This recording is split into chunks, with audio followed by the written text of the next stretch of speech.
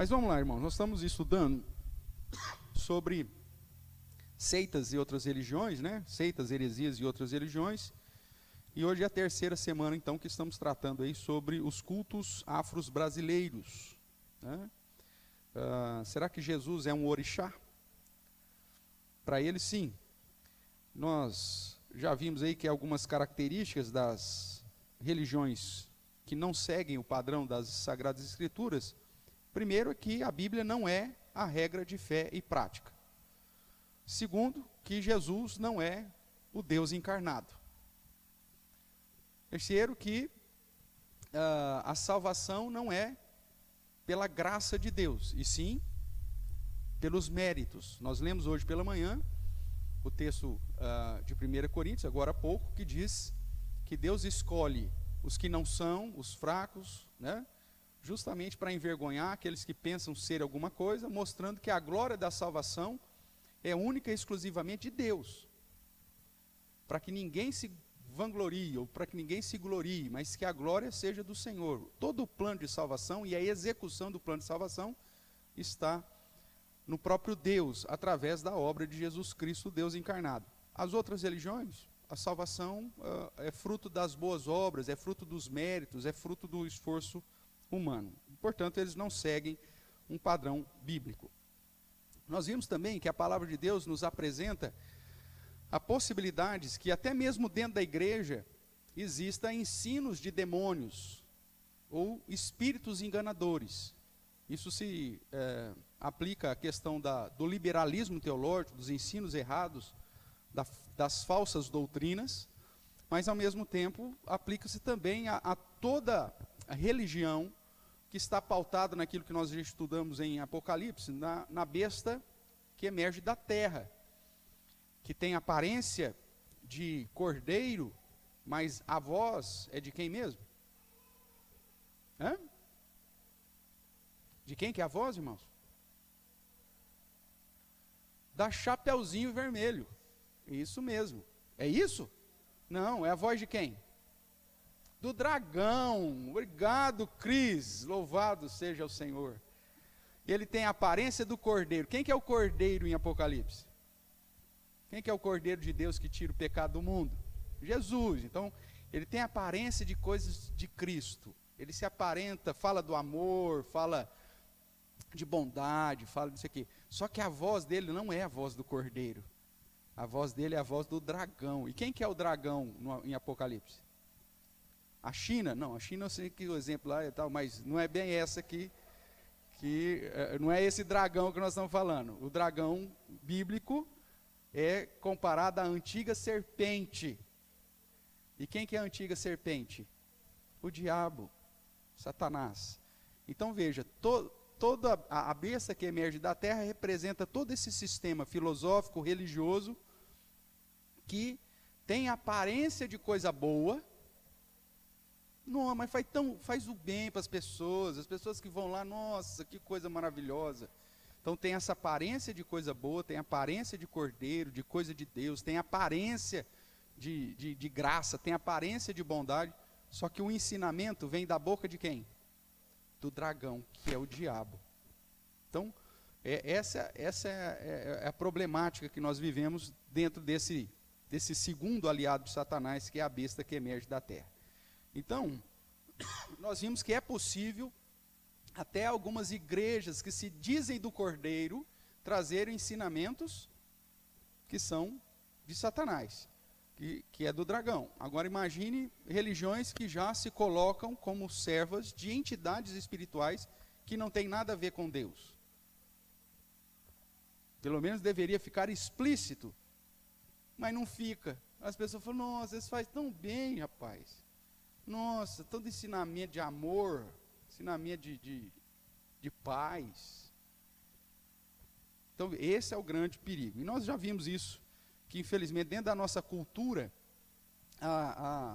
os ensinamentos, né, que vêm da matriz dos cultos afro brasileiros, está inserido na nossa cultura, através de filmes, novelas, programas de televisão, literatura, livros exigidos no Enem, que tem que fazer todo mundo ler aquelas porcarias, tudo isso está disseminando o que eles chamam de cultura afrodescendente ou ameríndia. Mas que, na verdade, nós vimos que é uma jogada para inculcar nas pessoas padrões religiosos e não padrões de cultura. Né? Todo senegalês segue o voodoo? Não. O Senegal, país com o maior número de seguidores do voodoo, mas todo mundo segue o voodoo lá? Não. Aí eu pego e digo, olha, a cultura senegalesa, você tem que praticar o voodoo. Eu estou sendo correto quando eu falo isso? É óbvio que não. Uma parte dentro do Senegal segue uma religião tal. Isso não tem nada a ver com a cultura. Quando eu digo que todo afrodescendente deveria ser um bandista, o que eu estou fazendo? Eu estou confundindo cultura com religião.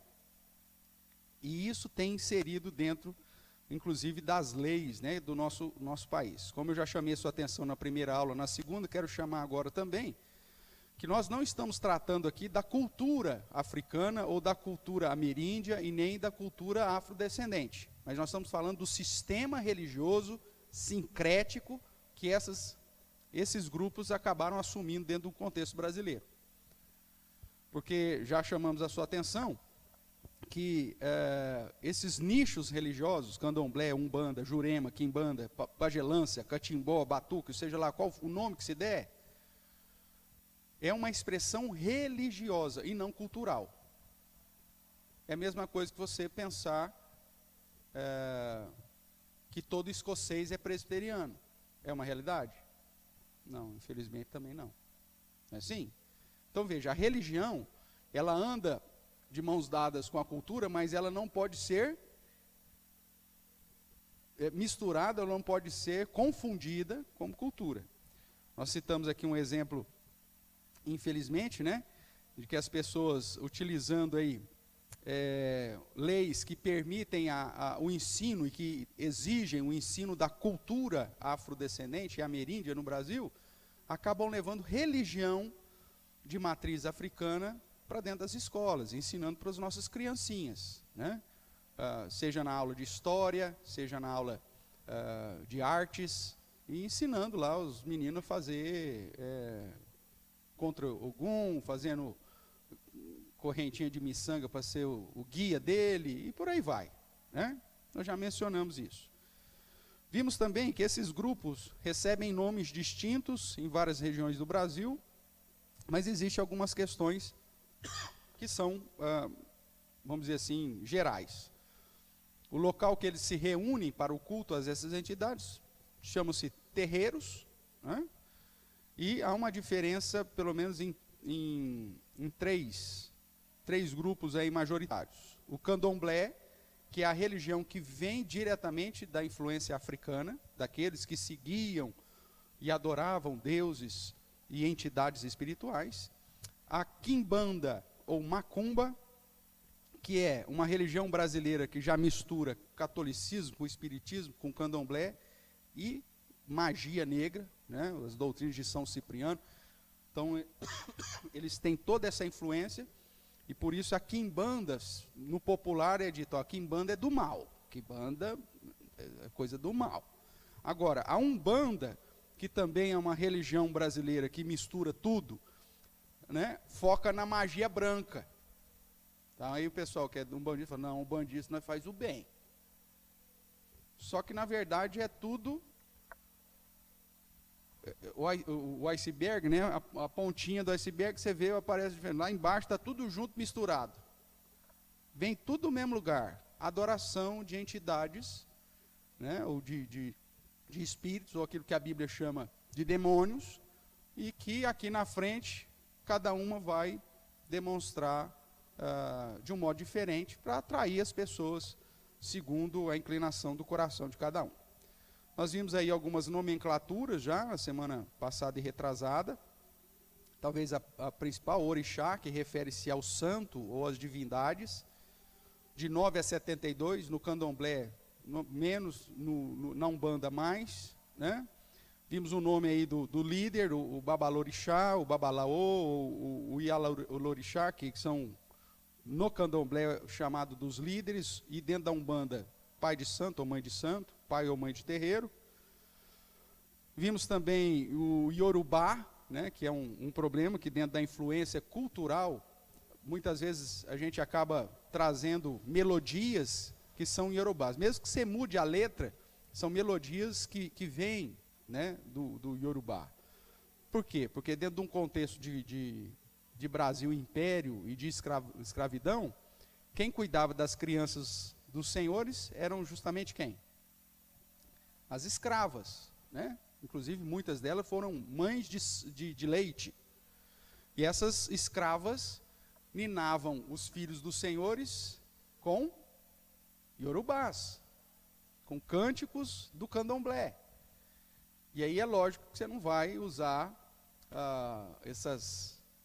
esses cânticos com uma letra, obviamente, que vai exaltar ou glorificar a uma entidade espiritual. Então, com o passar do tempo, algumas musiquinhas que são melodias de Yorubá foram recebendo letras, né, mais aceitáveis. E aí, então, muitas vezes a gente usa essas musiquinhas para ninar a criança, sem saber de onde elas vieram, e na verdade nós estamos ali usando melodias que são de músicas que exaltam a orixás, né? Então essa é uma influência cultural, não tem nada a ver com religião, mas acaba influenciando. Vamos lá, Paulinho.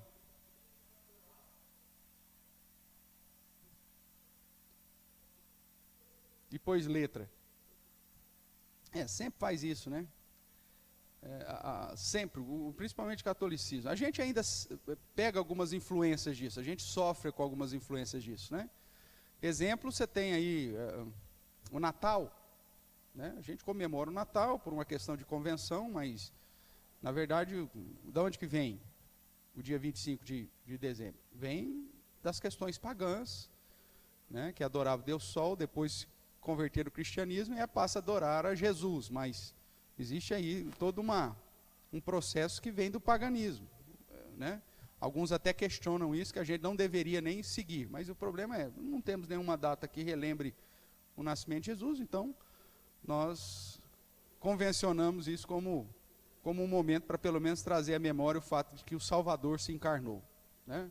É lógico que devemos fugir daquele padrão comercial, que inclusive é imposto agora, mas é um exemplo de influência religiosa que acaba se tornando cultural, tá?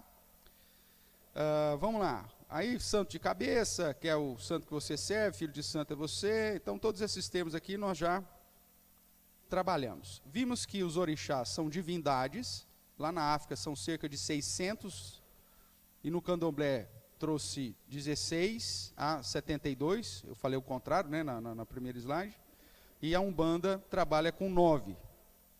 Além desses orixás, você tem os servos dos orixás, né? Que aí talvez sejam os mais conhecidos.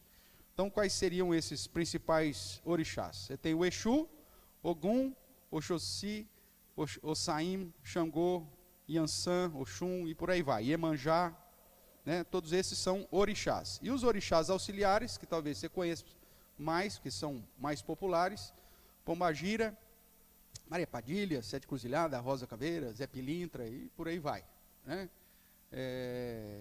Caboclo, e aí tem uma série. Esses são os servos dos orixás. Você tem um santo de cabeça, né?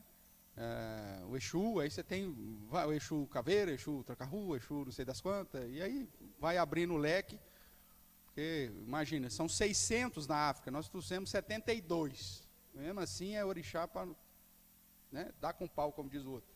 Então, dá e sobra, né? O que mais? A relação da Umbanda, ou do Candomblé com o catolicismo. Uma vez que os escravos vieram para o catolicismo por força, né? O catolicismo era a religião oficial, e para que eles pudessem desenvolver a sua religiosidade, eles tiveram que fazer uma conexão com o catolicismo. Então você tem a figura do Exu como o diabo, Ogum, São Jorge, Oxóssi, São Sebastião, Opa, peraí que eu apertei errado aqui. Deixa eu correr aqui agora. Apertei o end aqui, ele foi lá para o final, para o último slide. Então, Ossain, São Benedito, Xangô, São Jerônimo, Iansã, Santa Bárbara, Oxum, Senhora das Candeias, Oxumaré, Bartolomeu, Omolum, São Lázaro, Oxalá, Jesus. Então, dentro do candomblé e dentro da Umbanda, Jesus é um orixá. Será que é o nosso Jesus? Com certeza não é. Alguma entidade mentirosa aí, né? Que se coloca como sendo Jesus. E Iemanjá, a senhora, ou a senhora Aparecida, ou qualquer coisa disso. E aí nós começamos a semana passada a tratar de algumas doutrinas, né, dessas religiões de matriz afro-ameríndias aí. Então, sobre a salvação, nós vimos que o candomblé não traz nenhuma esperança a isso, sobre vida após a morte. A Umbanda ensina a reencarnação por conta da influência do espiritismo kardecista. E nós vimos que a Bíblia, ela refuta toda e qualquer reencarnação, possibilidade de reencarnação, mas sim apresenta a esperança da ressurreição e, consequentemente, da vida eterna. Tudo bem? Nós vimos também sobre a questão de sacrifícios e oferendas, que dentro dos cultos afro-brasileiros, os adeptos são forçados a apresentar sacrifícios, né, aos orixás e oferendas, que são chamados de despachos na Umbanda. E esses orixás, eles exigem roupas, utensílios, alimento e até sexo. Nós vimos que na Bíblia, toda a oferta culmina em Cristo. Jesus é o sacrifício eterno, perfeito e único, né? Portanto, não há mais nenhuma necessidade de apresentar holocaustos ou oferecimento de sacrifícios para quem quer que seja. Nosso Deus, através de Jesus Cristo, mudou essa história. E hoje nós vamos falar um pouquinho sobre o que eles pensam a respeito da morte. Ok? Então vamos lá. Os adeptos e os próprios orixás têm medo da morte. Por isso os orixás praticamente abandonam um filho de santo quando está perto de morrer. Então o cara foi pai de santo, mãe de santo a vida inteira. Ficou velho, está perto de morrer, ele não recebe mais santo nenhum. Por que ele não recebe santo nenhum? Porque o próprio orixá tem medo da morte. Há uma perspectiva, inclusive teológica, quando Jesus vai expulsar a legião, e aquele homem endemoniado, que tinha que viver presos em correntes, e ele quebrava as correntes e tal. Quando Jesus então pergunta para os demônios, qual é o seu nome? Ele diz, é legião, porque somos muitos. E aí essa legião pede para Jesus, olha, não nos envia para onde? O que ele fala lá? Vocês não estão assistindo nem as aulinhas gravadas com as crianças, hein?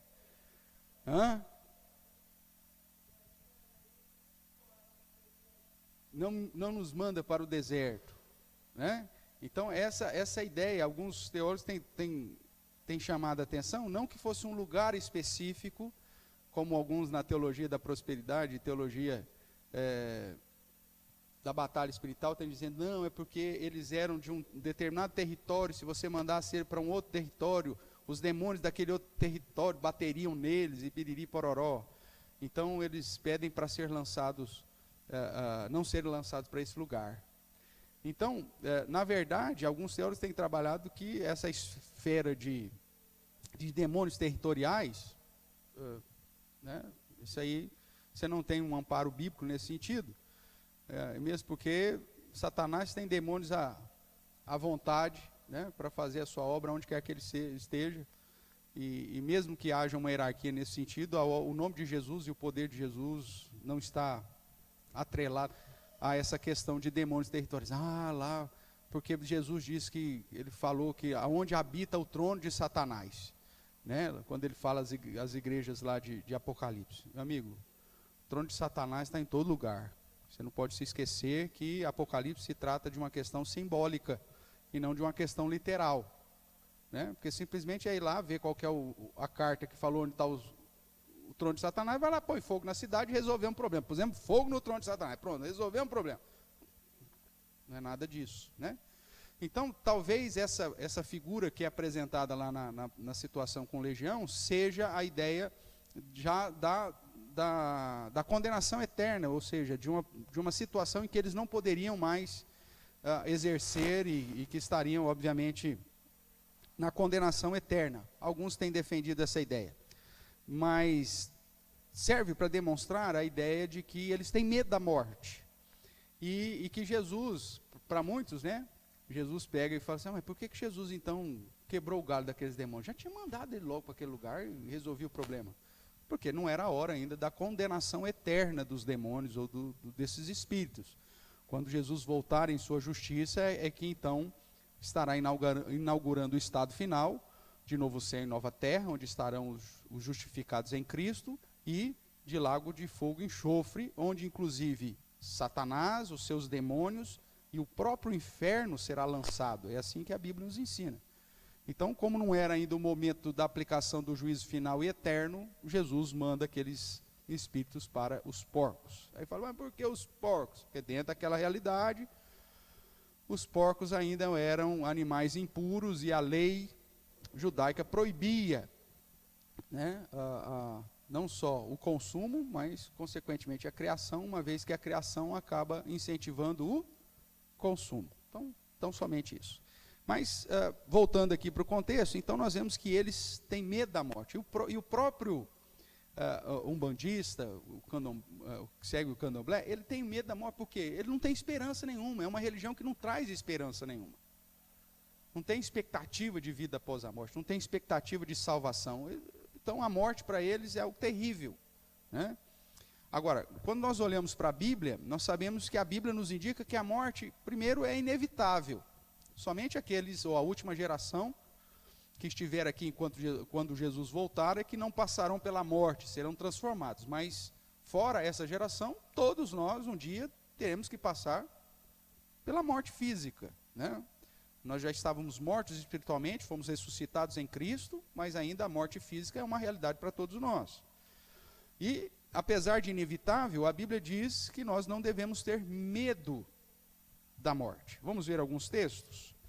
Né? Nós temos o Salmo 23, ainda que eu passe pelo vale, o que vai acontecer? Vou morrer de medo. É isso? Está lá? Não temerei. Né? E por que você não vai temer? Porque o Senhor está conosco. Então vamos lá, Salmo 23, verso 4. Ainda que eu ande pelo vale da sombra da morte, não temerei mal nenhum, pois tu estás comigo, o teu bordão e o teu cajado me consolam. A ideia, é lógico que aqui é um cântico, então a ideia é figurada, mas mesmo que a gente passe por uma situação onde estamos com risco iminente de perder a vida ou de morte, o crente, o cristão, ou aquele que crê em Deus como seu único, suficiente Senhor e Salvador, ele sabe de que nenhuma situação o separará do amor de Deus que está em Cristo Jesus. Não é verdade? Então, a morte é só mais uma etapa da vida. Porque a sua esperança não está em si próprio, mas sim naquilo que Cristo realizou em nosso favor. Vamos dar uma olhadinha em outros textos aí. Vamos aproveitar que estamos nos Salmos ainda. O Salmo 116. Livro do Salmo, Salmo 116, verso 15.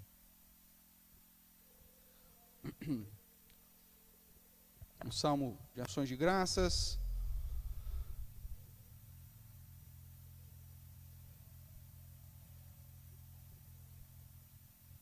Ele diz assim o verso 15, apesar de ser uma expressão que aponta para uma questão messiânica também, mas aplica-se a todos aqueles que estão em Cristo. Achou aí? Salmo 116, 15 diz: preciosa é aos olhos do Senhor o quê? A morte dos seus santos. Né?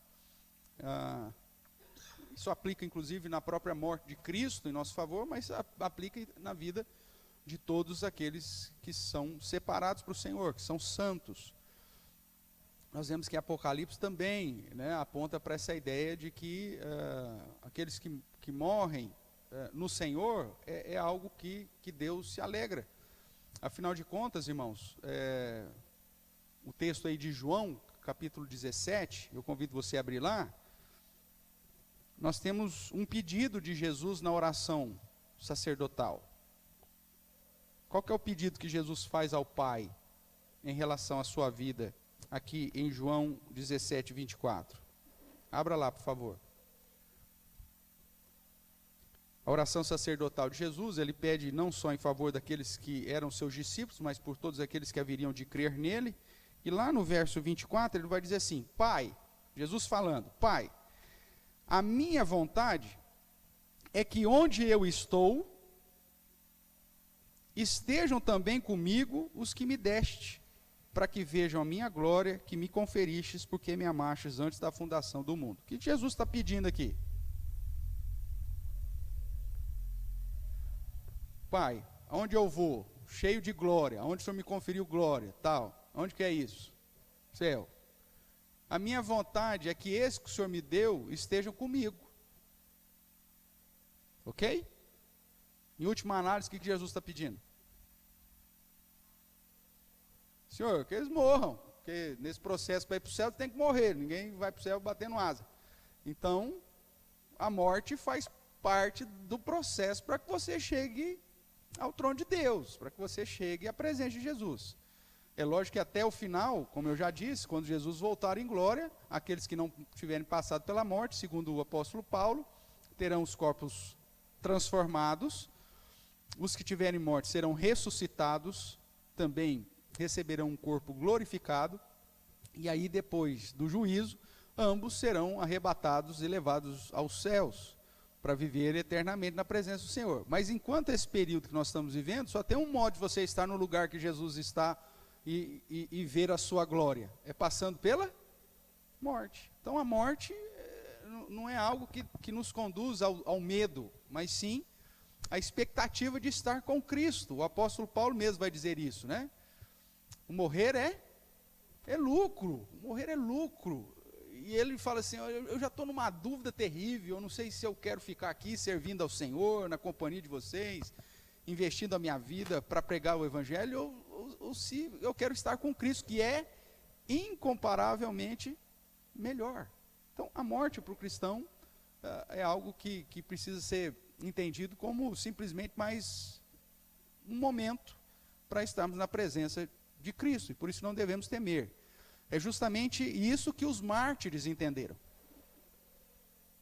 Os caras estavam sendo ali apedrejados, outros estavam sendo queimados, outros estavam sendo lançados nas arenas para que os leões os devorassem, e eles ainda louvavam o Senhor,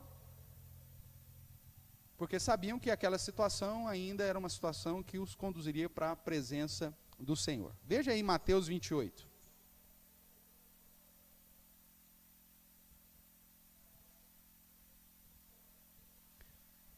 Mateus capítulo 28, verso 20, que é um texto que fala da grande comissão, mas que tem uma promessa importante para nós, que diz assim, Mateus 28, 20, ensinando-os a guardar todas as coisas que vos tenho ordenado, e aí é a parte que eu quero chamar a sua atenção, e eis que estou convosco todos os dias até a consumação do século. É óbvio que essa promessa do Senhor está atrelada à obra da grande comissão. Você quer que Jesus esteja contigo, meu amigo? Então, esteja envolvido com a obra da evangelização. Mas a promessa é que Ele estaria conosco até o último dia. Então, eu não preciso temer a morte. O Salmo 121, que é um salmo de romagem, né, que eles cantavam enquanto estavam subindo para Jerusalém, começa... eleva os olhos para os montes, de onde me virá o socorro? O meu socorro vem do Senhor, que fez os céus e a terra. E aí ele vai apresentar duas situações, ou duas analogias em relação a Deus. Que Deus não pisca, que Deus é a sombra, né? Que Ele não pisca, não dorme. Essa é a ideia de que nós perdemos muita coisa pelo fato de piscar, né? Você está, Luciana e Ieda, sentado nos montes de Américo, ao pôr do sol, caiu a noite, Aí de repente o Luciano vê, tem uma estrela cadente. Aí ele olha para ele e fala, você viu? Ele fala, não, eu pisquei. Não é assim? Quando a gente pisca, você perde um monte de coisa, né? Agora a Bíblia diz que Deus não pisca. A Eliane já teve essa experiência. Na Júlia pequenininha, de repente ela piscou, a Ana Júlia, bum. Nossa, mas eu pisquei, eu estava olhando. Não acontece isso com as crianças? Você pisca, dali a pouco já tem um braço quebrado. Você pisca, o beiço aberto. E assim vai. Agora, Deus não pisca. Significa que você pode estar passando pelo momento mais difícil da sua vida, estar sozinho no leito de um hospital, às portas da morte. Deus está lá contigo. Ele não pisca. Ele não dorme. E a outra analogia é, ele é como a sombra à tua direita. Tem como você se separar da tua sombra? Você fala assim, ó, vai lá na padaria que eu já te encontro. Tem como fazer isso? Não, não tem. Deus é comparado a essa situação. Não tem como você se desvencilhar da sua sombra da mesma forma que o fato de que Deus está sempre com você. Por isso, irmão, você pode estar no momento de agonia de morte. A Bíblia diz que o Senhor está conosco. Enquanto que dentro da quimbanda, umbanda, candomblé, o santo foge. Na hora que o pai de santo está velho, está lá, pé na cova, no bico do corvo, o santo, foge. E na esperança bíblica é justamente o contrário. Mesmo que eu esteja passando pelo vale da sombra da morte, o Senhor está comigo. Ele está ali me confortando, me consolando. Mesmo que eu esteja sozinho, abandonado, solitário, num quarto escuro de hospital, Deus está comigo. Por isso eu não preciso temer a morte. Amém? Essa é a grande diferença entre os cultos afro-brasileiros e a visão bíblica. O outro texto ainda que nos falta, Hebreus 13.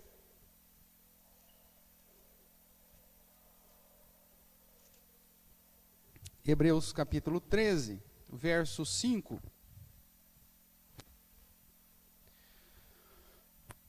Uma promessa que foi dada lá a Josué, que aqui o autor aos Hebreus, inspirado pelo Senhor, aplica sobre todos nós. Hebreus 13, verso 5 vai dizer, seja a vossa vida sem avareza, contentai-vos com as coisas que tendes, porque ele tem dito, de maneira alguma te deixarei, nunca jamais te abandonarei. O amor de Deus em nossa vida não está atrelado àquilo que nós temos, irmãos, né? ou a prosperidade que porventura tenhamos. Por isso ele fala, fique contente com o que você tem. O mais importante é que eu, Senhor, nunca jamais te abandonarei. Essa é a ideia do Senhor é o meu pastor e nada me faltará. Não é que não vai ter privações, mas é o fato que se você tem o Senhor, você já tem tudo.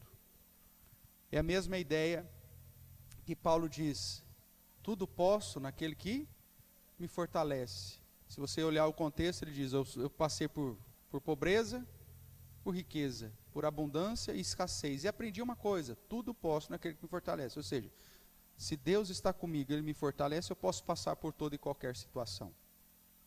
Inclusive o vale da sombra da morte. Inclusive pela própria morte. Sem problema nenhum. Essa é a nossa esperança. Não tenha medo de morrer. Tenha medo de não estar na presença do Senhor. Esse deve ser o seu temor. Jesus diz, olha, não temais aqueles que podem matar o corpo.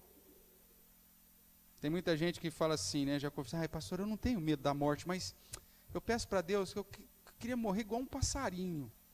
Eu falei, não faça isso. Porque até pouco tempo atrás, os passarinhos morriam estilingada. Ou então, com um tiro.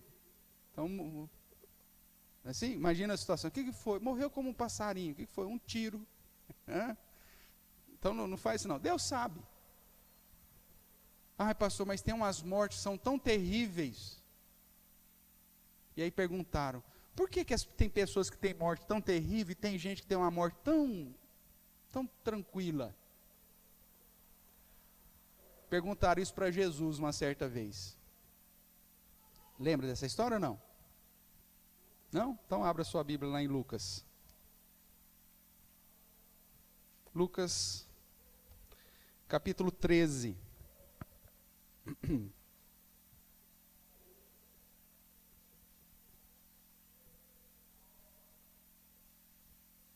Evangelho segundo nos escreveu Lucas, capítulo 13. Vai dizer assim: naquela mesma ocasião, chegando alguns, falavam a Jesus a respeito dos galileus, cujo sangue Pilato misturava com os sacrifícios que os mesmos realizavam. Tinha alguns galileus que foram adorar, Pilatos veio com a sua guarda e matou todo mundo enquanto os caras estavam ali sacrificando. E aí perguntaram, viu, você ficou sabendo dos galileus que estavam adorando e Pilatos veio e matou todo mundo enquanto eles estavam adorando? Imagine, você está aqui na igreja, chega alguém aqui e mata todo mundo. Rapaz, eles estavam lá na igreja e mataram todo mundo. Aí Jesus responde para eles, por que eles tiveram essa morte tão horrenda? Esse era o contexto. Jesus, porém, lhes disse, pensai que esses galileus eram mais pecadores do que todos os outros galileus, por terem padecido essas coisas? Jesus afirma, não eram. Eu vou-lo afirmo, se porém não vos arrependerdes, todo igualmente perecereis. E aí Jesus conta uma outra história. Ou cuidais que aqueles 18, sobre os quais desabou a torre de Siloé, e os matou, eram mais culpados que todos os outros habitantes de Jerusalém? Não eram. Eu vos afirmo. Mas se não vos arrependerdes, todos igualmente perecereis. A morte horrenda, ou a morte de tragédia, como as pessoas falam, né? Imagina, caiu uma torre, os caras estavam trabalhando, construindo uma torre, a torre, puf, cai, mata 18. Os galileus foram adorar, Pilatos vem e mata todo mundo. Nossa, que morte horrível, horrenda. Jesus fala que que o estilo de morte, o tipo de morte, não revela se você era mais ou menos pecador.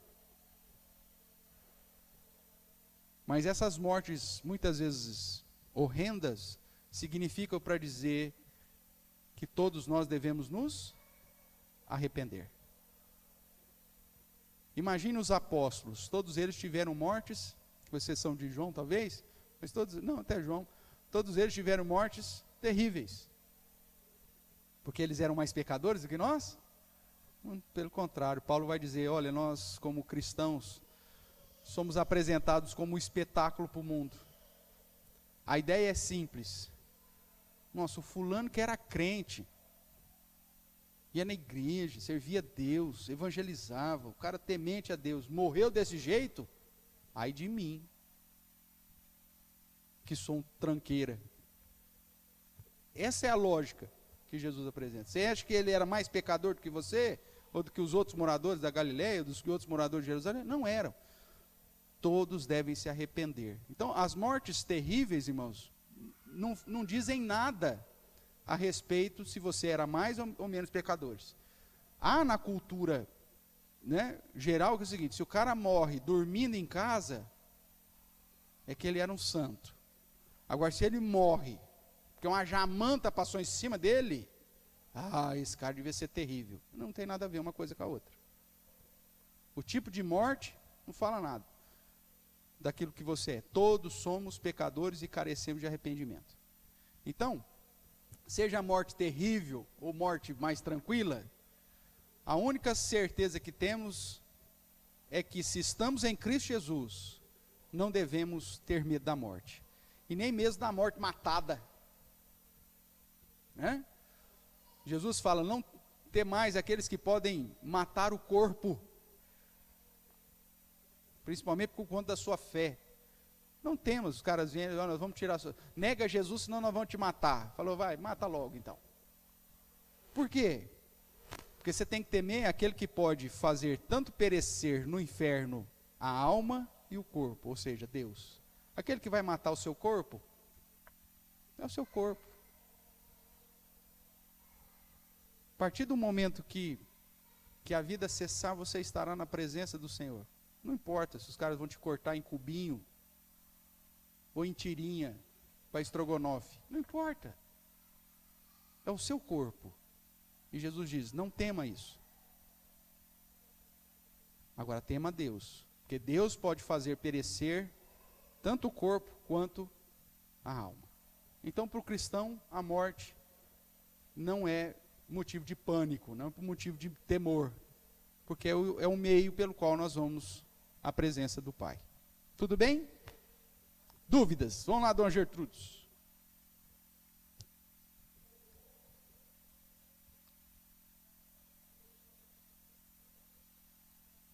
Não quero dizer com isso que a morte não gera sofrimento em nós, né? É óbvio. A morte gera sofrimento, é óbvio. Vamos lá, Norma.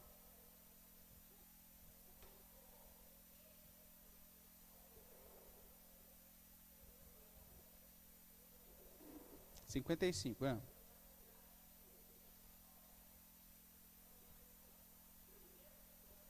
Entendi.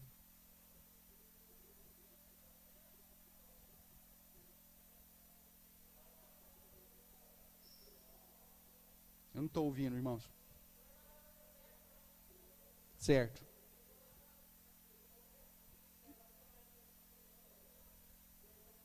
Não tinha nada. E uma criança sobreviveu. Ah, nenhuma.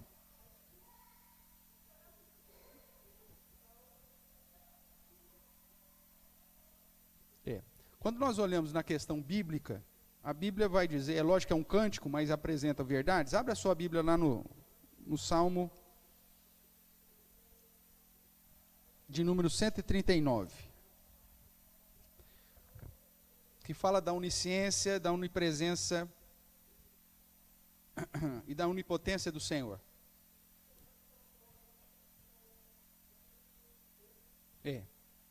Vamos ver aí. Esse texto, do Salmo 139, vai dizer que Deus é onisciente, Ele conhece todas as coisas. A gente não, a gente é surpreendido a todo instante. A gente às vezes ouve um noticiário, alguém conta alguma coisa, você fala, não sabia. Nossa, que legal, não sabia. Deus não tem isso, Ele já sabe de tudo, ok? Então é onisciente. Outra coisa que a Bíblia diz é que Deus é onipotente, Ele tem todo o poder. E que Ele é onipresente, que Ele está em todos os lugares. Quando nós vamos lá para Apocalipse, dentro da linguagem simbólica, vai dizer que Deus, né, Ele tem o Cordeiro, né, como é descrito lá, e os 7 espíritos de Deus. Deus tem 7 espíritos? Não, isso é simbólico. E tem olhos para todo lado, né? E tem chifres, cordeiro com chifre, uma coisa louca. Na verdade, aquela figura que é apresentada em Apocalipse está dizendo que o cordeiro, que é o próprio Cristo, ele tem todo o poder, que ele vê todas as coisas e, consequentemente, ele está em todos os lugares. Então, é uma forma simbólica de dizer que Ele é onipresente, onipotente, onisciente. Só isso. Que é a mesma coisa que o Salmo 139 diz. E aí ele vai dizer assim, falando dessa grandeza de Deus, e que não tem como a gente fugir, e não tem como fazer absolutamente nada, o verso 16, irmã Gertrudes, Salmo 139, verso 16, vai dizer assim, os teus olhos me viram a substância ainda informe. Ou seja, a ideia é que Deus me conhece antes da fundação do mundo, e mesmo antes da nossa concepção, da nossa formação no outro matéria, Deus nos conhece e vê cada momento desse. Cada divisão de célula, Deus está ali ciente, vendo tudo isso. Ele diz assim, os teus olhos me viram a substância ainda informe. E aí diz, e no teu livro, esse aqui é um livro geral, né? Os judeus acreditam em vários livros. Então, no teu livro, o livro que registra os vivos, vamos assim dizer, foram escritos todos os meus dias, cada um deles escritos e determinado, quando nenhum deles havia ainda. Ou seja, dentro dessa soberania de Deus, a nossa morte, inclusive, está dentro desse propósito, desse padrão da soberania de Deus. Ninguém vai morrer antes nem depois. Agora, existem situações que vão conduzir à morte, e que, na perspectiva de Deus, estava dentro do propósito dele. Todos os meus dias foram escritos no teu livro, quando nenhum deles ainda existia. Então veja, ninguém morreu antes da hora. Eu brinco que nem o peru, porque não é assim que o ditado diz? Quem morre de véspera é quem? O peru. Mas se um peru não morrer um dia antes, não dá para você assar ele no dia certo. Então o peru não morre de véspera. Ninguém morre de véspera. Nem o peru, porque o peru ele tem que morrer um dia antes mesmo para poder se assar para outro dia. Porque se ele não morresse na véspera, como que você ia comer ele no Natal? Não é verdade? Então nem o peru morre de véspera. Ele morre no dia certo. Por quê? Porque dentro da grandeza de Deus, nada, absolutamente nada, vai mudar o propósito e os planos eternos de Deus em relação à minha vida e em relação à vida de qualquer um. E é isso que deixa os homens intrigados. Nós estamos vivendo ainda a pandemia. Infelizmente, muitas famílias estão enlutadas, muitas vidas foram perdidas no mundo, né? Não é só no Brasil, no mundo. E aí você tem algumas histórias que você fala assim, não dá para compreender. Você tem uma pessoa lá, 90 e tantos anos, um monte de doença, pegou Covid, ficou 90 dias entubado, dali a pouco saiu o velho de cadeira de roda com a plaquinha, eu venci a Covid.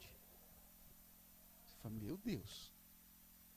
E aí você pega um cara de 40, 35, 30 anos, um atleta, 60 quilômetros de bicicleta todo dia, o cara, musculosão, só comia alface com beterraba, pega Covid, não dá uma semana, o bicho morre. Aí você fala assim, qual que é a lógica dessa história? Todos os meus dias foram escritos no teu livro. Deus não é pego de surpresa na morte de ninguém. E Ele tem um propósito em tudo isso. Por mais duro que seja, é lógico que a ideia que a Bíblia apresenta é que os sofrimentos desse mundo, e até situações como essa que a senhora contou, que é terrível, que gera dor, que gera algo, mesmo depois de tantos anos ainda mexe, está dentro dessa grandeza de Deus. Deus tem um propósito em todas as coisas. Nem se for para nos conduzir a vivermos em maior dependência dEle. Nem se for para conduzir que, diante de tanto sofrimento, eu o busque mais. Os sofrimentos têm propósitos que me conduzem a estar mais perto de Deus. Infelizmente, alguns ímpios, mesmo passando pelos piores sofrimentos, continuam blasfemando contra Deus. Mas aqueles que Deus tem um propósito na vida, quando vem o sofrimento, esse sofrimento me conduz para mais perto dEle.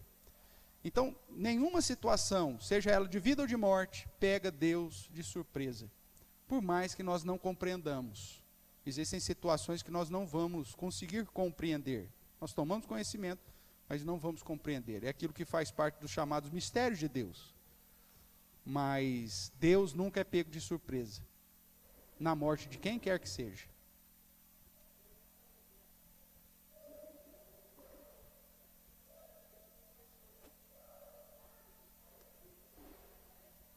Porque se tivesse médico tinha resolvido. Se fosse assim, ninguém que entrava no hospital não morria. Uhum.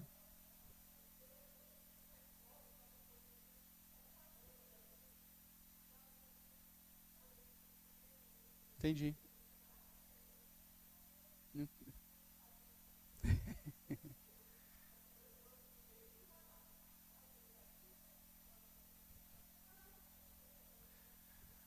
O ser humano acaba gerando mais sofrimento para os outros, né?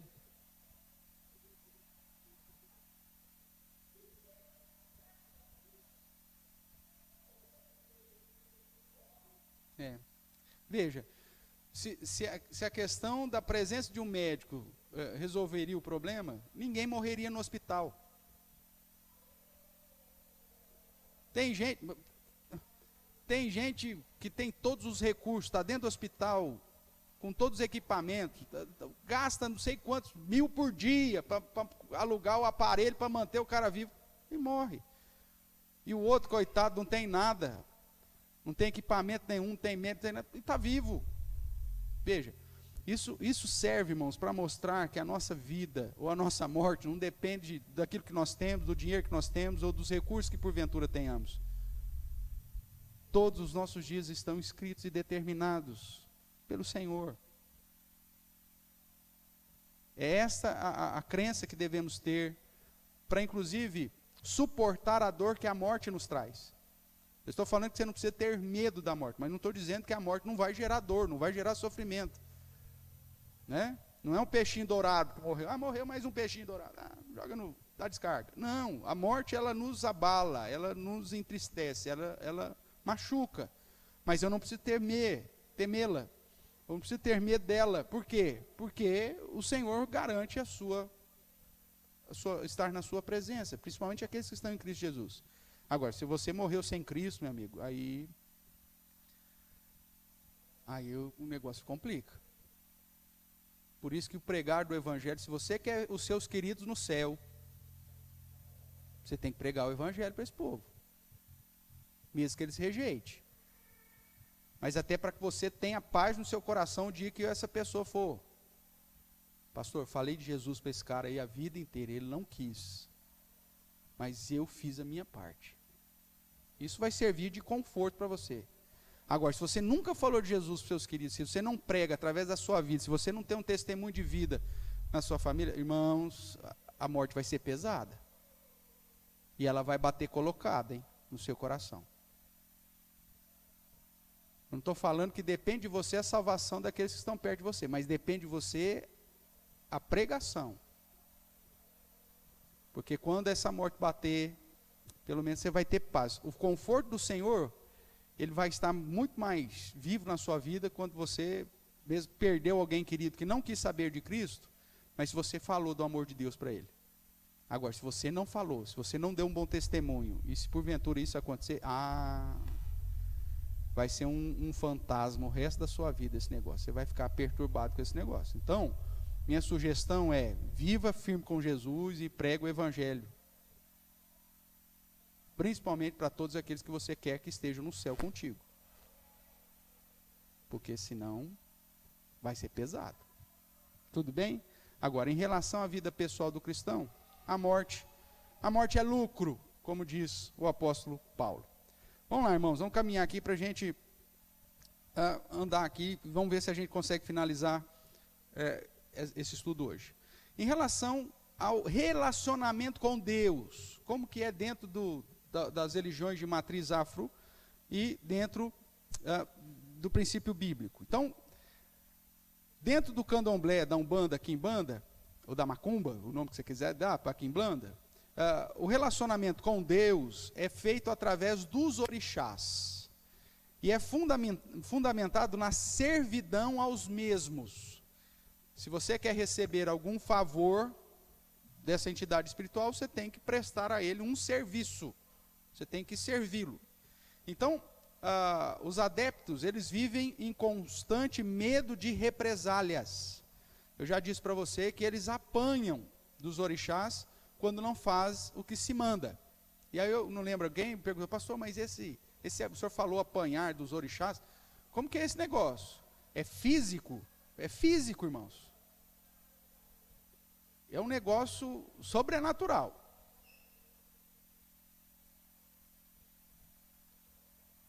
Eles podem, inclusive, vir e bater, ou eles podem produzir situações de acidente para que arrebente com a pessoa. O seu Dimos, meu sogro está aí, ele vai lembrar desse caso. Nós tivemos um caso lá em Barretos, se não me engano, se não me falha a memória, a pessoa chamava Graça. Ela tinha mais de 100 terreiros na cidade de Barretos. Ela já tinha passado por todos eles. E até que então, ela resolveu vir para a igreja. E ela começou a vir à igreja, e era algo assim assustador. Porque ela sentada, de repente você pedia para que todo mundo se levantasse para louvar a Deus, e de repente ela pegava o inário na mão assim, o inário simplesmente voava, como se alguém tivesse dado um tapa assim no inário. O inário caía lá na frente. Aí ela, envergonhada, vinha pegar o inário. Não é aquela situação que você cochilou e a Bíblia caiu? Não, voou. Alguém bate de baixo para cima assim, o negócio voa. Aí você fala assim, ai pastor, vai ser problema. Aí eu lembro que uma vez ela ficou possessa no momento do louvor. Aí eu estava dirigindo o louvor, e eu vi que ela ficou transtornada, e aí eu pedi para os irmãos fecharem os olhos e orar. Pedi para alguém orar, e aí nós fomos, retiramos ela do culto, e aí depois oramos com ela e tal, tudo bem. Mas aquela mulher, toda vez que ela ficava possessa, ela podia estar de coturno, o sapato simplesmente saía do pé dela.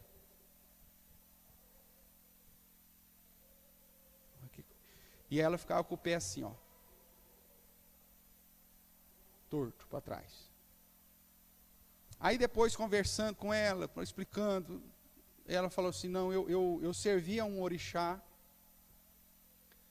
e o orixá, eu não lembro agora quem que vai ser, se é o Exu Caveiro, se é o Exu Tranca-Rua, sei lá o que raio de Exu que era, ele na expressão física, né, na imagem desse Exu, ele tem a perna para trás. Toda vez que ela ficava possessa, então ela assumia essa posição. Parecia que o pé tinha quebrado para trás.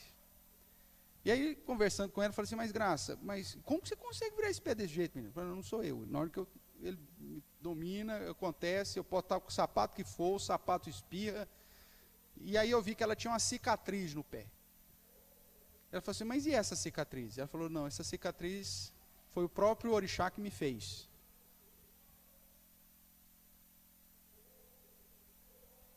Como?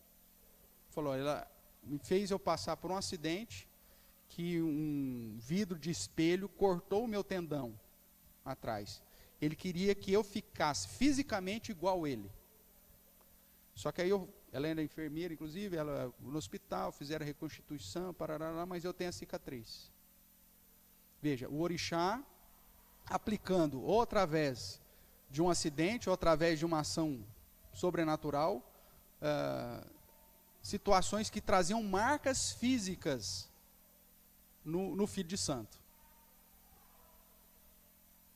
E não foram poucas as vezes que ela vinha para a igreja roxa. Aí nós falamos que hoje eu tive uma visita. E porque eu estou vindo da igreja, eu apanhei. Não sei te falar como que esse negócio funciona. Eu sei que se a mulher aparecer a roxa lá... Hã? Quê? Não. Porque na verdade é o seguinte, ela veio para a igreja para tentar se libertar, mas ela nunca se converteu. Ela começou a vir à igreja e começou a ter esse tipo de dificuldades, e ao invés dela colocar Jesus no seu coração, o que acabou acontecendo é que Satanás saiu, deu uma voltinha, encontrou a casa vazia, e a situação daquela mulher ficou 7 vezes pior, infelizmente. E nós vivemos isso aí lá em Barretos, lá na igreja central. Agora, irmãos, como, pastor? Não sei te falar como. Mas os orixás descem o braço nos filhos de santo. Então, esse relacionamento que eles têm com a divindade, que para eles é a divindade, o orixá, é algo de constante medo e represária. E muitos deles têm medo de sair justamente por conta disso. Eles ficam aprisionados. Porque eles não conseguem se libertar. E é uma questão de servidão que vai só aumentando. Hoje, eu sirvo, sei lá, uma entidade X lá, qualquer uma. essa entidade vai chegar para a pessoa e vai falar assim, ó, você vai fazer isso, isso, isso. Eu conheci uma senhora em... Fala mais alto um pouquinho. É igual traficante. Ah, é igual traficante. Está lá dentro para sair é difícil. É bela analogia, Dona Gertrude. É isso mesmo. E aí o que acontece? Eu conheci uma jovem senhora que ela servia, se não me engano, Maria Padilha, tal. E aí ela tinha que comprar um vestido de gala para dar para a entidade lá no centro. Um vestido de, sei lá, de formatura. Sabe aquele que você compra uma vez na vida, quando seu filho vai casar? Que você fala assim, puxa, mas é porque meu filho vai casar, né? Então vou comprar um vestido bom. Exigiam isso. E ela falou, não tem de onde tirar. Mas por quê? Porque há uma progressão. Cada vez eles vão pedindo mais. E vai pedindo mais. Você quer tal coisa? Então você tem que fazer tal coisa. Então é um relacionamento, irmãos, de aprisionamento. É um relacionamento de medo, um relacionamento de represália. É assim que o adepto desses cultos afro-brasileiros vivem. Agora, o que a Bíblia diz? Como nós sabemos, a Bíblia apresenta Jesus como o Deus encarnado. É assim que João capítulo 1 vai nos apresentar.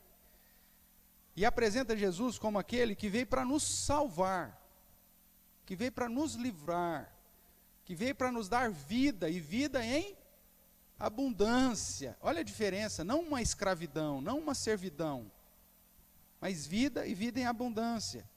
A Bíblia apresenta Jesus como o único mediador com o Pai. Não existe outro mediador, não existe outra entidade que te possa conduzir a Deus. Não existe santos, não existem orixás que te possam conduzir a Deus. Jesus é o único caminho que te pode conduzir ao Pai. E a Bíblia diz mais, diz que nós somos reconciliados com Deus pela obra de Jesus Cristo. Dá uma olhadinha nesse texto, Efésios capítulo 2. Geralmente a gente lê sempre até o verso 10, né? Então vamos dar uma olhadinha aqui no verso 11 em diante. Efésios, capítulo 2. Vou pedir para os meninos aí uma ajuda. Paulo, por favor. Esse aqui é de ontem, eu não estou sem água aqui. Verso 11, diz assim, irmãos. Efésios, capítulo 2. Portanto, lembrai-vos de que outrora vós, gentios na carne, chamados incircuncisão, por aqueles que se intitulam circuncisos na carne por mãos humanas, naquele tempo estáveis sem Cristo, separados da comunidade de Israel e estranhos às alianças da promessa, não tendo esperança e sem Deus no mundo. É assim que essas pessoas estão, irmãos, sem esperança, obrigado, irmão, e sem Deus no mundo.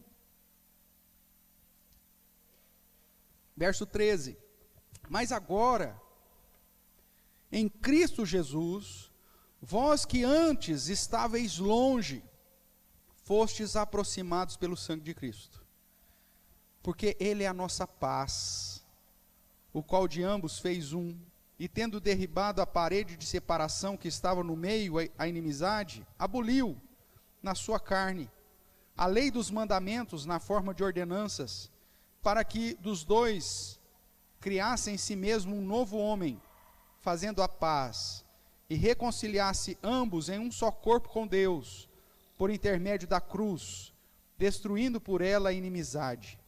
E vindo, evangelizou paz. Veja a repetição da ideia da paz, né? Evangelizou paz a vós outros que estáveis longe, e paz também aos que estavam perto, porque por ele ambos, ou seja, judeus e gentios, ambos temos acesso ao Pai em um Espírito. Assim, já não sois estrangeiros e peregrinos, mas concidadãos dos santos, e sois da família de Deus, edificados sobre o fundamento dos apóstolos e profetas, sendo Ele mesmo, Cristo Jesus, a pedra angular, no qual todo edifício bem ajustado cresce para santuário dedicado ao Senhor, no qual também vós, juntamente, estáis sendo edificados para a habitação de Deus no Espírito. Veja que nessa expectativa que Paulo apresenta, mesmo que nós que não éramos judeus, que não éramos circuncidados, em Cristo Jesus, fomos trazidos para ser um povo só, e fomos reconciliados em paz com Deus. Não há mais distinção entre judeu e gentil, não há mais distinção entre aquele que se chamava circuncidado por mãos humanas e o incircunciso, porque agora em Cristo nós fazemos parte de uma só família, ou seja, e através da própria obra de Cristo e a ação do Espírito Santo de Deus, nós temos acesso ao Pai, e somos habitados pelo próprio Deus. Essa é a ideia de que o crente foi selado pelo Espírito Santo, e somos templo do Espírito Santo, e Deus habita em nós. Então, na visão bíblica, o nosso relacionamento com Deus é o mais íntimo possível, porque Ele habita em nós. E eu não preciso de nenhum orixá ou intermediário para ter a benevolência desse Deus, mas o próprio Deus me alcançou, trazendo vida, trazendo luz, trazendo perdão, trazendo paz, me reconciliando. Então nós somos reconciliados com Deus pela obra de Jesus Cristo. Nós temos intimidade com o Senhor. O nosso relacionamento com Deus é para ser um relacionamento de intimidade. Você pode entrar na presença de Deus, você pode falar diretamente com Deus. Você não precisa mais apresentar nenhum sacrifício, porque o sacrifício de Cristo já é suficiente. E aí a palavra de Deus ainda continua dizendo que nós fomos alcançados pela graça, pautada no amor de Deus. Aqui mesmo em Efésios capítulo 1 diz que em amor nos predestinou, para sermos o quê? Seus filhos. Dá uma olhadinha aqui, volte a página. Efésios capítulo 1, verso 4. Assim como nos escolheu nele. Essa questão da eleição, né? Nós vimos hoje em 1 Coríntios, isso está na Bíblia inteira. Assim como nos escolheu nele antes da fundação do mundo, para sermos santos e irrepreensíveis perante ele, e em amor nos predestinou para ele, para a adoção de filhos, por meio de Jesus Cristo, segundo o beneplácito da sua vontade. Veja, o relacionamento que temos com Deus é um relacionamento gracioso, é um relacionamento de paz, é um relacionamento de vida, é um relacionamento de bênção, é um relacionamento de filhos.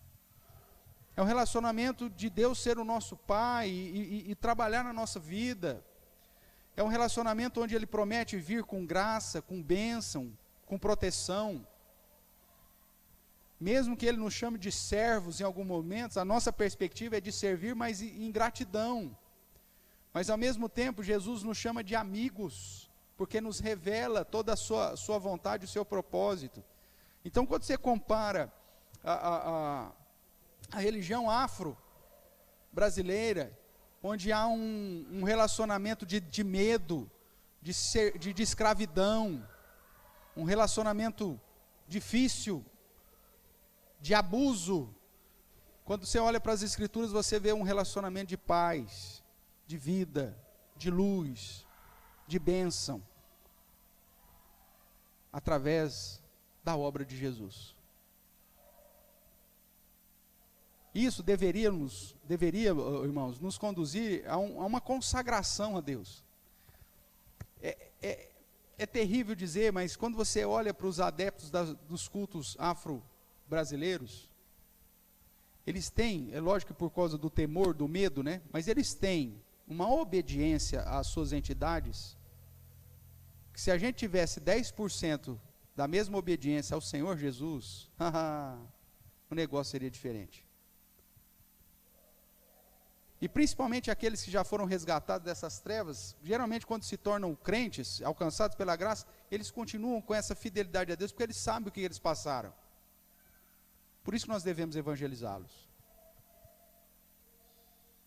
Irmão, se o orixá chega para você e fala, ó, você vai às 3 horas da manhã, lá no morro, não sei das quantas, no morro do macaco, e você vai lá fazer uma oferenda, matando lá uma galinha branca, uma galinha preta. Sabe o que o filho de santo vai fazer? Ele vai falar, pelo amor de Deus, cara, 3 horas da manhã, galinha branca, galinha preta, para com isso, que besteira é essa? Você acha que ele vai falar isso? Não, ele vai fazer exatamente do jeito que o cara mandou.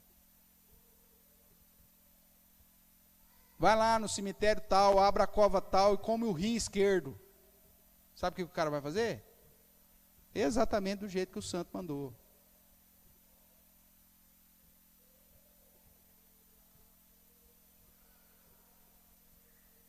Agora nós somos libertos das trevas para a maravilhosa luz do Senhor. Nós somos chamados de filhos, amigos. Deus nos reconciliou.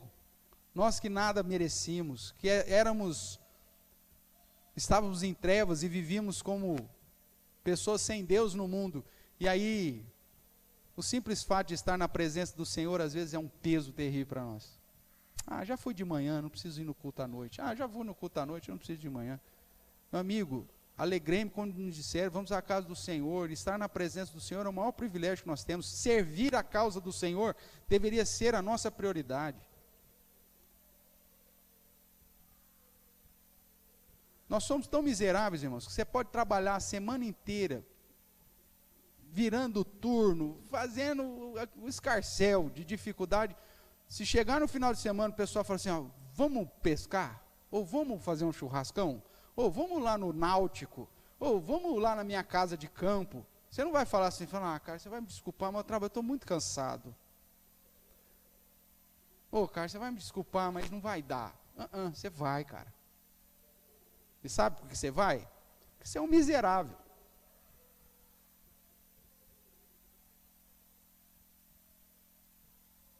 Você vai porque você está correndo atrás do seu próprio prazer. Mesmo porque você fala assim, rapaz, o cara me convidou, não dá para falar não pro cara. Você está mais preocupado com o seu relacionamento social do que o seu relacionamento com Deus. Qualquer coisa que Deus coloque na sua mão como ministério, para que você fale, não tem tempo, não dá. Deus te livrou de tantas coisas, querido. Ele te traz segurança, Ele te traz paz, Ele te conforta, Ele te livra de coisas que você nem sabe. Ele traz livramento na sua vida que você não fica nem sabendo. Sabe aquela situação quando você é o filho pequenininho? O filho pequenininho não tem noção de nada, e de repente ele vai para cair no buraco, você puxa ele olha para sua cara como se nada tivesse acontecido, nem sabe do que ele se livrou, e continua feliz da vida. É assim que acontece com a gente. Tem situações que Deus nos livra que você nem se apercebe. E ao invés de dedicarmos a nossa vida em alegria, não por medo, não por escravidão, mas por alegria. Eu tenho acesso a esse Deus, eu tenho a certeza de que Ele cuida de mim. Não tem tempo. Não tem tempo. Irmãos, a Bíblia vai dizer que Cristo nos liberta de toda a escravidão dos espíritos, inclusive. Você não precisa temer os orixás. Você que talvez está assistindo essa aula, e que é da Umbanda, do Candomblé, da Quimbanda, você não precisa ter medo dos espíritos, porque Jesus Cristo é mais poderoso que eles.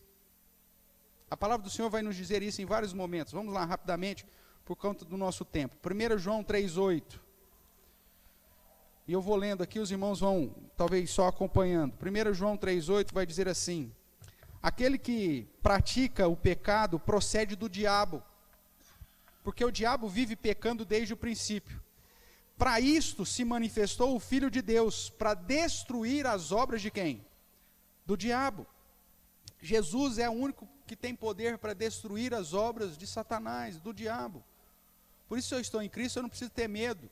Eu tenho um relacionamento vivo com Deus, eu não preciso ter medo dos espíritos, das entidades. Ainda aqui em 1 João, vamos aproveitar que estamos abertos, capítulo 4, verso 4.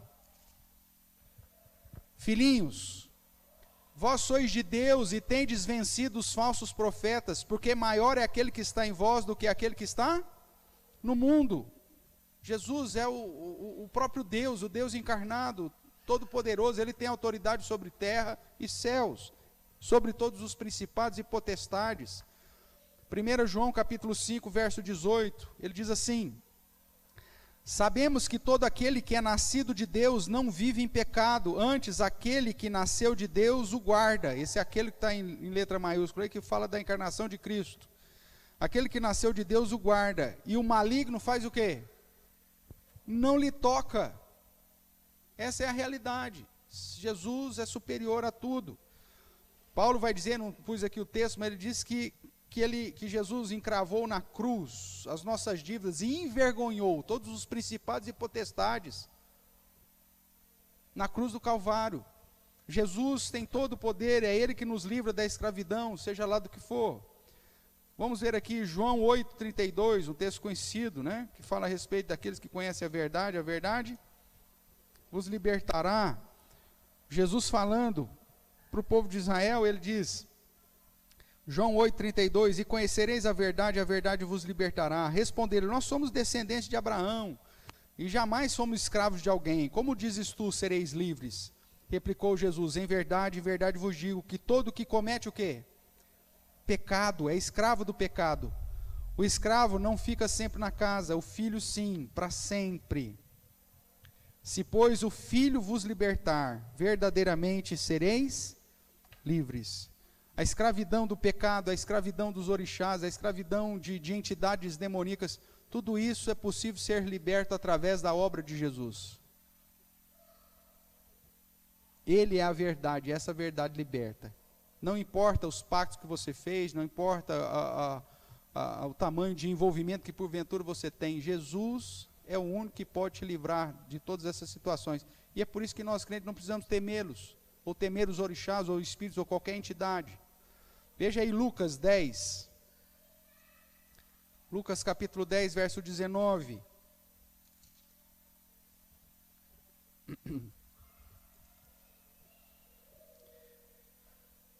Eis aí vos dei autoridade para pisar de serpentes e escorpiões, e sobre todo o poder do inimigo, e nada, absolutamente, vos causará dano. Veja que quando Jesus envia os seus, Jesus dá autoridade sobre Satanás e os seus demônios, e nada, absolutamente nada, lhe fará dano. O Senhor é quem repreende o nosso inimigo, e portanto nenhum tipo de ação ou de investida de Satanás pode vir a fazer dano naqueles que creem em Jesus como seu único e suficiente Salvador.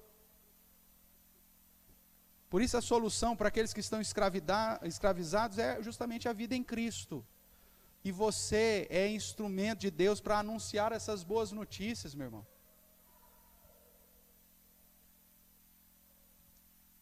Mais dia, menos dia, quando você tiver relacionamento com alguém que está servindo a esses orixás, você vai ver que esse orixá vai descer o braço nessa pessoa. Aí é a hora que você fala, meu Deus, você precisa se libertar desse negócio. Existe um caminho diferente de luz, de harmonia, de libertação. E só Jesus pode fazê-lo. Números, capítulo 23, verso 23.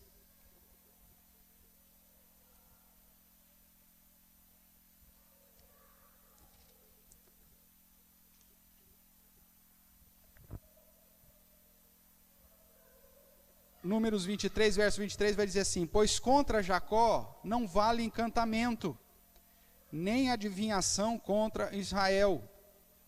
Agora, se poderá dizer de Jacó e de Israel, que coisas tem feito Deus? Isso aqui nós vemos Balaão, né? Pela segunda vez abençoando Israel. Ele diz, olha, sobre o povo de Deus não vale encantamento. Não adianta fazer macumba contra você, não adianta jogar praga, não adianta querer fazer um despacho para impedir a sua vida. Não adianta. Porque aqueles que estão debaixo da proteção do Senhor, nenhum encantamento chega à sua casa. Você não precisa ficar com medo. Ai, pastor, saí aqui no portão de casa, tem um despacho aqui em frente.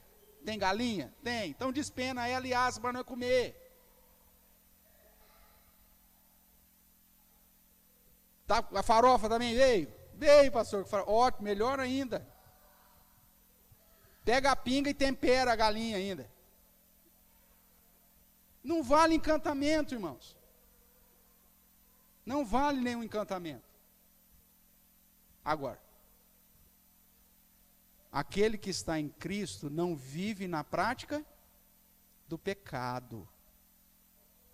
Se você estiver, meu amigo, fora de Cristo, aí você está enrolado. Aí, meu amigo, pode me chamar que o bicho vai pegar.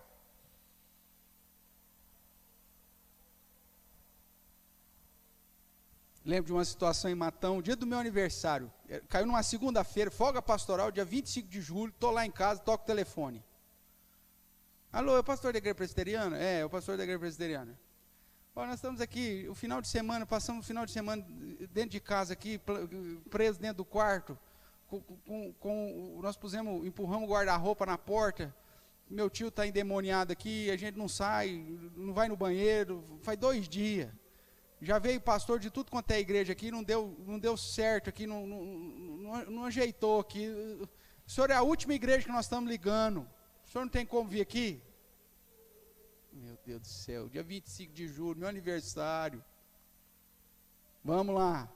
Liguei para um diácono da igreja. Liguei para todo mundo. Quem podia ir comigo? Não, pastor, não posso.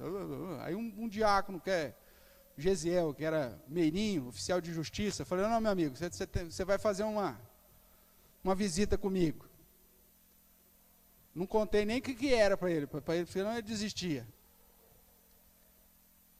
Chegamos lá, casa, murinho baixo, eu olho para dentro, um senhor lá dentro, magro, feio, que nem um demônio, com a faca na mão, bufando para lá e para cá, E o pessoal na janela, porque eu tinha batido palma, abriu a janela, uma frestinha, fazia assim, ele está lá, pelo amor de Deus, ele está lá. Aí o Gesiel, o que é isso aí, pastor Paulo? Segura a onda aí, meu amigo. Abri o portão, o cara lá, andando para lá e para cá, Cheguei na porta, o cara mais alto que eu, uma faca na mão. Ele olhou para mim e falou assim, quem que te mandou vir aqui? Com aquele jeito meio enrolar, meio cabroco de falar. Por que te mandou vir aqui? Tirou a historinha lá do Zé Pequeno, do Dadinho. Eu falei assim, o Jesus de Nazaré.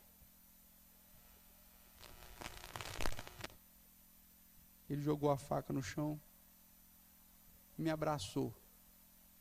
Um CC de uns 30 dias. O cara era tão grande, tão forte, que eu não aguentei o peso dele. Eu caí no sofá com ele.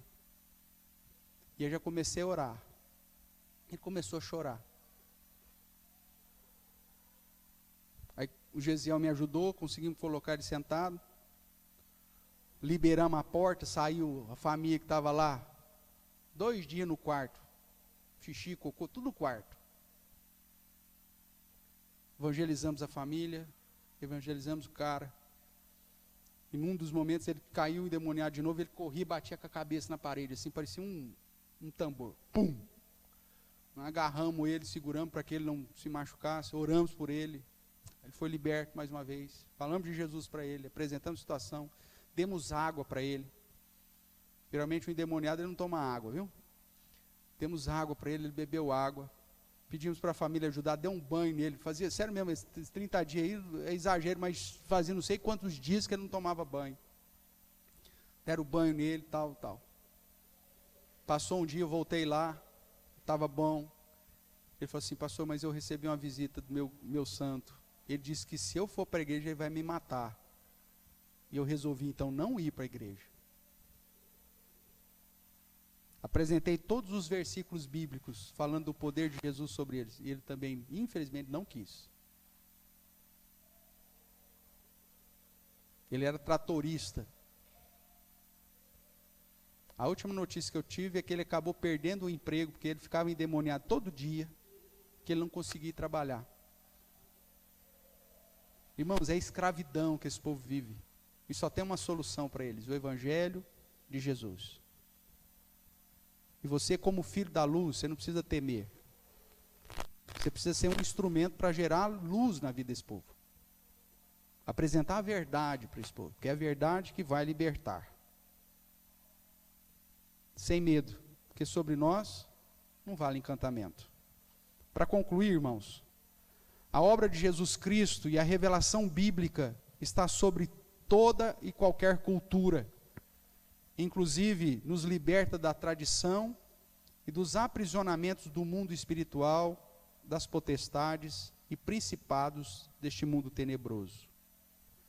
O homem está sujeito à influência de Satanás e os seus anjos caídos desde o Éden, e ainda mais agora.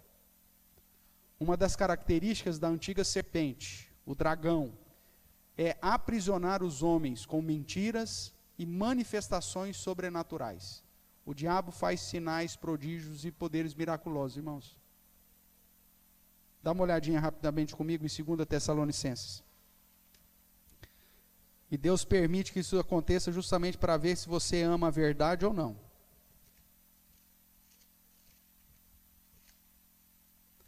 2 Tessalonicenses capítulo 2, verso 7 vai dizer assim: com efeito, o mistério da iniquidade já opera e aguarda somente que seja afastado aquele que agora o detém. Então será de fato revelado o iníquo, a quem o Senhor Jesus matará com o sopro da sua boca e o destruirá pela manifestação da sua vinda. Ora, o aparecimento do iníquo é segundo a eficácia de quem? De Satanás, com todo o poder e sinais e prodígios da mentira. Satanás faz sinais, irmãos, faz milagres, faz prodígios miraculosos, sim.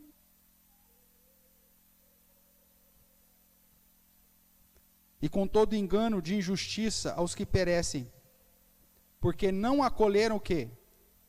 O amor da verdade para serem salvos. É por esse motivo, pois, que Deus lhes manda aquilo que é chamado de a operação do erro, para darem crédito à mentira, a fim de serem julgados todos quanto não deram crédito ao quê? A verdade. Antes, pelo contrário, deleitaram-se com a injustiça. Veja, nós estamos vivendo os últimos dias, segundo as Escrituras. É um período onde a operação do erro está em voga. E o que acontece na operação do erro? Todos os sinais, poderes, manifestações sobrenaturais são realizados segundo a eficácia de quem? De Satanás. Para enganar as pessoas, para que as pessoas não venham para a verdade, que é as Escrituras, e fiquem atrás desses sinais. Seja numa igreja neopentecostal, seja num terreiro de Umbanda. A sua fé não pode estar pautada em vistas. Ah, mas eu vi algo sobrenatural. Ah, mas eu vi, tens um poder, não sei da coisa. Não. A sua fé tem que estar pautada nas Escrituras.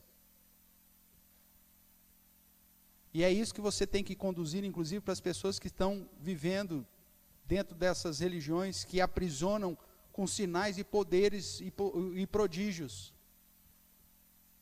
Porque isso é feito segundo a eficácia de Satanás. Mas aqueles que amam a verdade vão ser libertos verdadeiramente em Cristo Jesus. Márcia.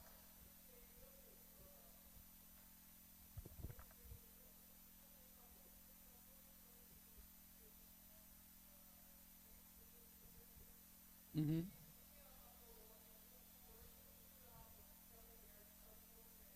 Uhum.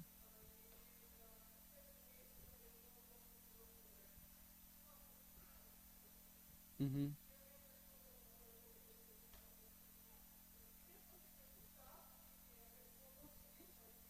Sim, vários casos.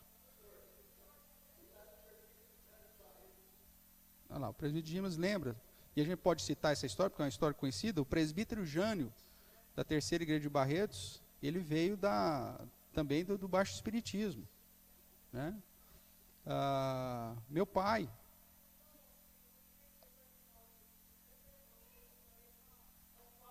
Sim, não, muitas. E biblicamente falando, o Gerazeno lá, né, foi liberto e saiu pregando a respeito de Jesus, né? A dona Cida também, né? Tem vários casos. Onde você for procurar, tem vários casos. Então, agora, pessoas que se entregaram verdadeiramente a Jesus como o único e suficiente Salvador. Concluindo, irmãos, logo, as manifestações dos orixás, a crença nos eguns, as oferendas e consagrações dentro da religião afro-ameríndias, não fazem parte de uma tradição ou cultura que deve ser preservada, mas sim faz parte de uma manifestação espiritual e religiosa de aprisionamento que precisa ser libertada pelo Evangelho de Cristo Jesus. Somente Jesus Cristo tem poder para libertar. E Ele já fez isso na cruz do Calvário. Para terminar, leia comigo ainda esses últimos versos bíblicos, para que fique na sua cabeça a palavra do Senhor, do poder de Jesus. Capítulo 2 de Colossenses, verso 13 a 15. Colossenses capítulo 2, verso 13.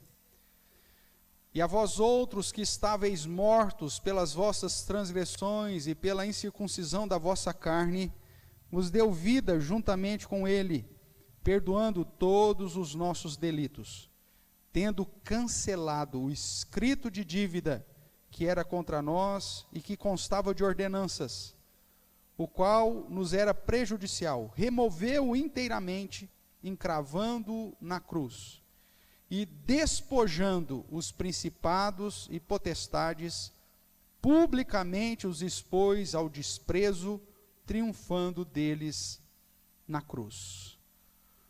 Como libertos em Cristo, irmãos, nós precisamos anunciar as boas novas a toda criatura, e ver o poder de Deus livrando essas pessoas do aprisionamento dos orixás, dos santos, e de toda a escravidão, que infelizmente, não a cultura, mas as religiões de matriz afro-ameríndia têm conduzido muitas pessoas a viverem.